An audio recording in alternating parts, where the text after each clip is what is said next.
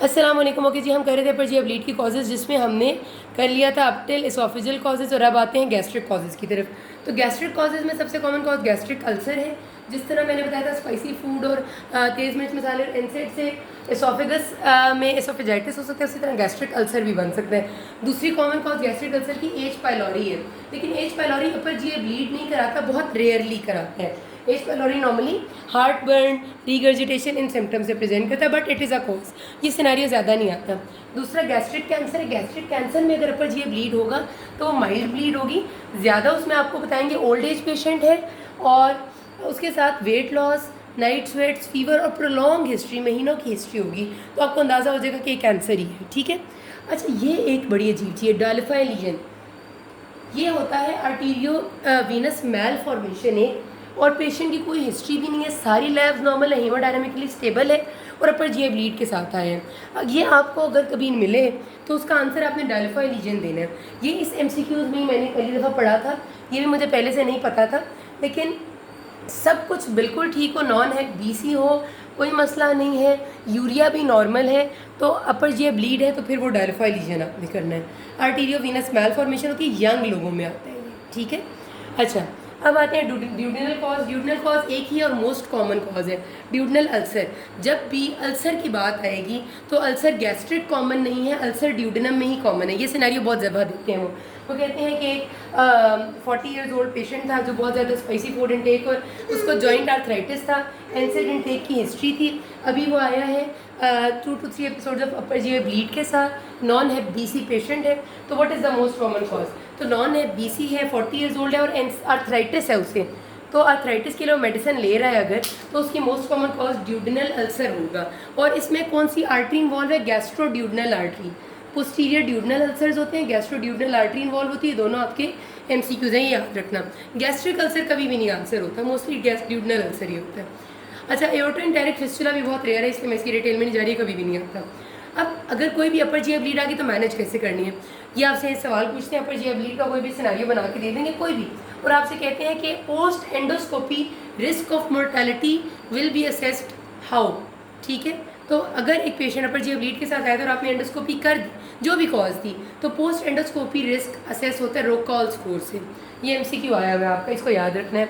दूसरा एमसीक्यू आया हुआ है आपका, ये पेशेंट आया है अपर जी ब्लीड के साथ, how will you assess about the current condition of the patient? तो उसको ग्लासगो ब्लैचफोर्ड स्कोर कहते हैं। तो जीसीएस है ना, ग्लासगो कॉमा स्कोर, इसी ग्लासगो नाम के बंदे ने, या ग्लासगो जगह है वहाँ पे ग्लासगो ब्लैचफोर्ड स्कोर बना था, विच स्कोर असेसेस एंडोस्कोपी से पहले वाला रिस्क, पेशेंट का अभी कितना रिस्क है, तो वो ग्लासगो ब्लैचफोर्ड स्कोर से होता है। ये दोनों स्कोरों के नाम याद रखना, कैलकुलेट करने के लिए नहीं आते हैं। मैनेजमेंट में सबसे पहले आपने स्कोर करना है पेशेंट को इस स्कोर से, उसके बाद उसकी इमीडिएट रिससिटेशन करनी है ABC से। हमेशा याद रखना है कि जो भी पेशेंट आपका अपर जी ब्लीड का आता है उसमें पहला स्टेप मैनेजमेंट में रिससिटेशन है। देखना होता है हमने एयरवे, ब्रीदिंग और सर्कुलेशन, क्योंकि अगर अपर जी ब्लीड है तो हीमोडायनेमिकली स्टेबल होना ज़रूरी है। हीमोडायनेमिक कॉम्प्रोमाइज़ होगा तो पेशेंट मसले में जा सकते हैं। तो first step is always resuscitation. अगर बीपी नहीं आ रहा तो फ्लूइड लगाएं, नहीं तो ब्लड लगाएं, और आइनोट्रॉप ज़रूरत है तो वो तो है शुरू में नहीं है, पीपीआई देने हैं दें, टर्लेप्रेसिन लगाने लगाएं, ट्रांजामीन लगाने लगाएं। रोल नहीं लिखा हुआ, बस उन्हें ABC लिखा हुआ है। अगला इंपॉर्टेंट चीज़ है एंडोस्कोपी। जो भी कॉज है, जो भी कॉज है अपर जी एंडोस्कोपी करना है थर्ड स्टेप में। ठीक है। अपर जी एंडोस्कोपी आपका मेजर स्टेप है। एंडोस्कोपी के बाद आपको ये पता चल जाएगा कि कोई एसोफेजियल वेरिसेस ब्लीड कर रहे थे, या कोई भी ऐसी ब्लीड थी जिसमें वेरिसेस नहीं, कुछ और था, अल्सर था, डायलिफाई लीजन थी, कोई कैंसर था, जो भी था, तो ये पता चल जाएगा। उसकी मैनेजमेंट अब कैसे करनी है? नॉन वेरिशियल ब्लीड में पीपीआईज का रोल बहुत ज़्यादा है, हाई डोज पीपीआईज देने हैं, प्रोटोन पंप इनहिबिटर्स। ठीक है। नॉन वेरिशियल ब्लीड की फर्स्ट लाइन मैनेजमेंट एमसीक्यू में आती है कि आपको बता दिया उन्होंने सारा कुछ सिनेरियो, फिर बताया ब्लीड नॉन वेरिशियल थी, first line management high dose PPIs है, सेकेंड लाइन मैनेजमेंट कॉज पे डिपेंड करती है। अगर अल्सर है तो हाई डोज पीपीआईज अवॉइडिंग एनसेड, यही काफ़ी है। अगर अल्सर नहीं कैंसर है तो फिर ज़ाहिर कैंसर का ट्रीटमेंट, स्टेजिंग, वो सब कुछ होगा। ये हो गया। वेरिशियल ब्लीड है, ये बहुत ज़्यादा एमसीक्यू आते हैं, सिनेरियो याद रखिएगा। वेरिशियल ब्लीड में मैनेजमेंट में क्या करना है आपने, आपका अगर प्रोफाइलेक्टिकली किसी चीज़ का रोल है वेरिशियल ब्लीड में तो टर्लिप्रेसिन का है।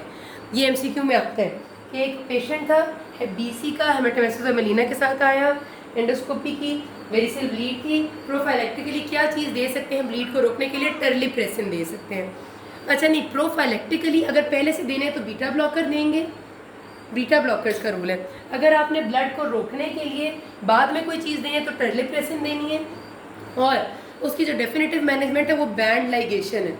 ये अब देख लेना गौर से, एमसीक्यू तीनों चीज़ों का आते हैं। प्रोफाइलेक्टिकली बीटा ब्लॉकर्स, ठीक है। और अगर हमने बाद में कुछ देना है एंडोस्कोपी के बाद तो टर्लिप्रेसिन। अगर हमने उसकी डेफिनेटिव मैनेजमेंट करनी है तो band ligation is first line. अगर पेशेंट को 6 दफ़ा बैंड लग चुके हैं फिर भी ठीक नहीं हो रहा तो ग्लू भी अप्लाई कर सकते हैं, या trans hepatic intrahepatic portosystemic trans jugular intrahepatic portosystemic shunt TIPS कर सकते हैं। यहाँ पर ये बात खत्म होती है। सब एमसीक्यू है, किसी कोई मसला हो can ask me. Thank you.